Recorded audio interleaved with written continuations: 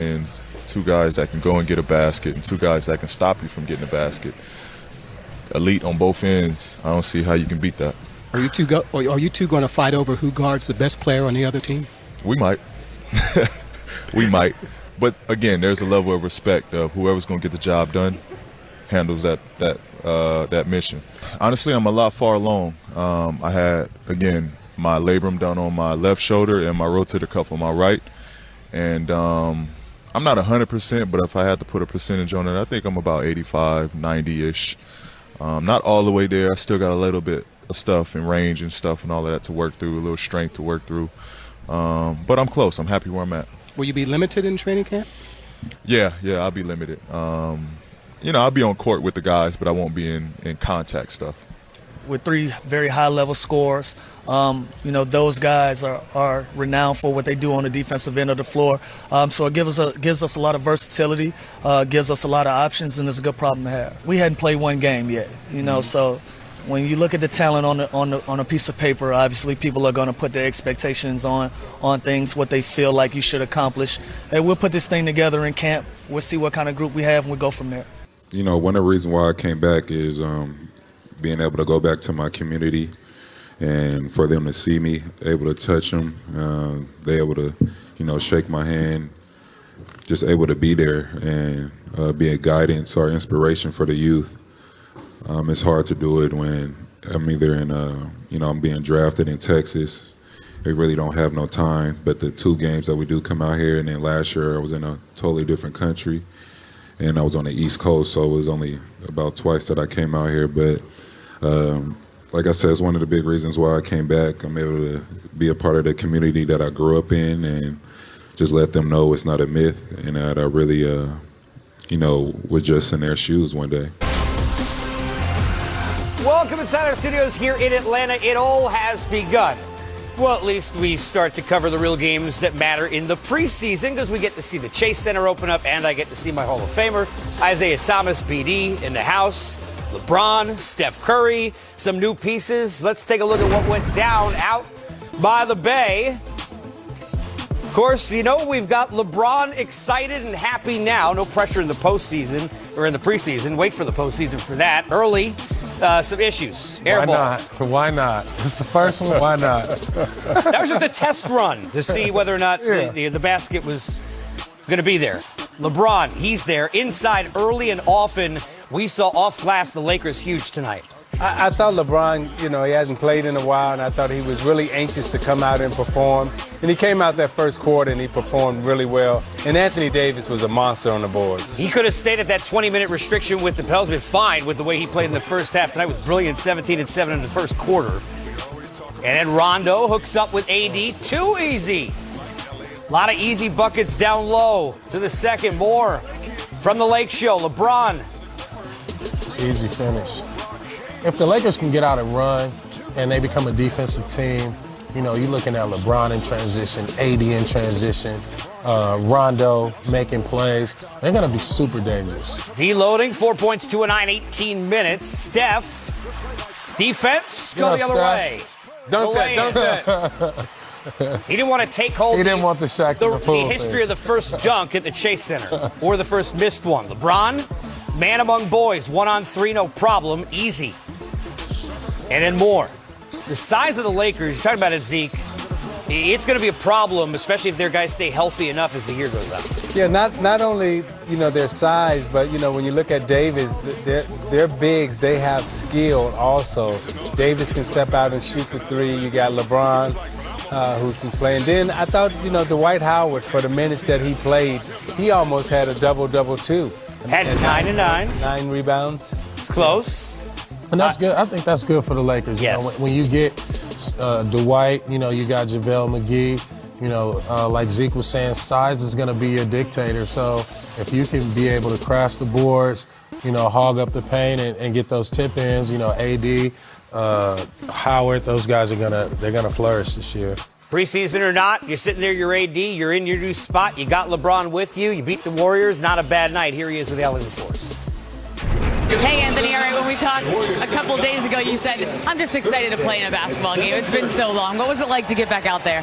It was fun. It's fun to just get back on the floor and play the games that I love. Ladies and gentlemen, thank you so much. Had a great time out there. More importantly, we got the win. But we know what we need to do to keep pushing towards our goal. Stuff that we need to clean up, but we look good for the first game. Everybody's been anxiously awaiting to see you play alongside LeBron James. It's one thing to practice together, but what was it like being out in a game together? It was fun. We still got some stuff to figure out between each other, but we're slowly building this chemistry that we want to build.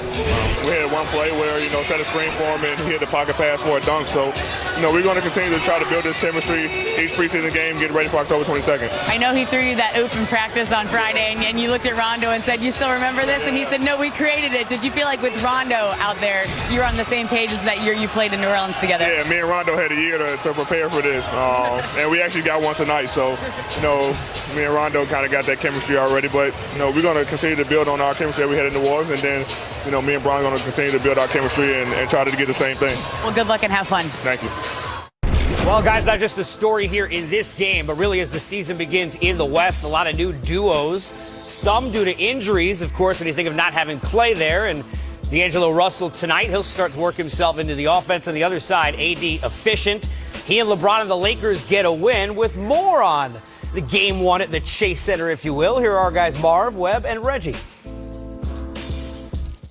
It was wire-to-wire a convincing win for the Los Angeles Lakers over the Golden State Warriors in the preseason opener for both teams. And what a performance by the combination of LeBron James and Anthony Davis. And this is after just a few practices and one preseason game together. But we saw the chemistry, and we saw that definitely on the pick and roll. How about the nice pocket pass by LeBron James there? We know he's a willing passer. And then Rondo, his ex-teammate, getting him the ball where he needs to be. 22 points, 10 rebounds in only 18 minutes. He shows how excited he is to play for his new team.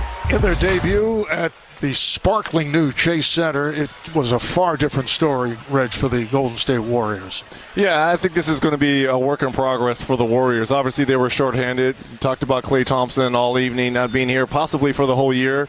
No Kevon Looney, no Willie Cauley-Stein. But you still have Steph Curry and you still have Draymond Green. To me, the issues, we talked about this. How are they going to find scoring? You could book 20, 25 points for Steph, maybe 20 to 22 points for D'Angelo Russell, but I don't know where they're going to find scoring. They're going to have to create some opportunities from their defense. But Steve Kerr, Mike Brown, there's a reason why they have 3 championships, been to the finals the last 5 years. They'll find a way. Well, for me, the highlight of the night was you showing your kindness in distributing food to the fans that was given to us by the chief chef here at Chase Center. Look how nice he's been. No leg kicks or anything, but I tell you what, if I was a New York fan, I sure wouldn't take a bite of that food. Picking up tips. Didn't get any better for Reggie. Webb, I'm with you. I'm not eating anything that Reggie has given me, but they gave us chips. We just ate them before the show. We talk about chipping in outside of just AD and LeBron, and a lot of easy putbacks, a lot of man finishes from those bigs on the Lakers tonight. A story. I was really impressed with the 3 bigs tonight. I mean, when you look at their productivity, particularly around the offensive glass, they combined for 16 offensive rebounds. They kept the ball in play.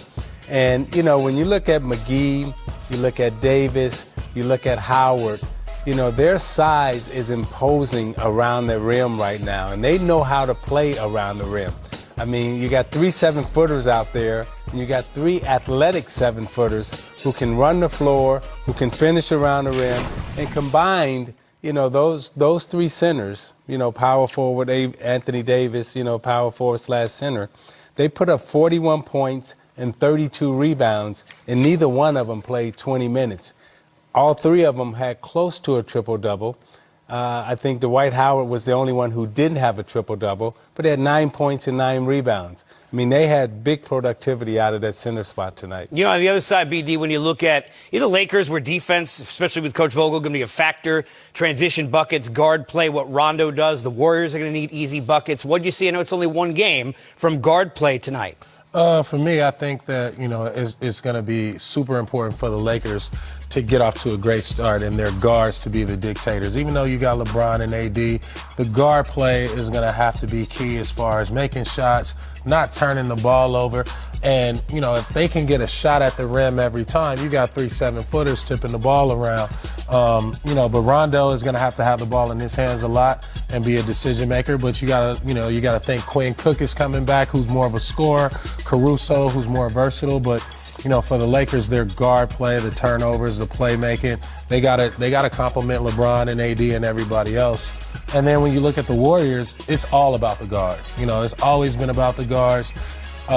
Picking up someone like D'Angelo Russell, the way he playmakes, the way he can create for himself, create for his teammates. You're going to see Steph Curry getting a lot more open shots. But, I think that D'Angelo Russell is going to have a big year. He's an explosive scorer. He's crafty with the ball, and he's also mature.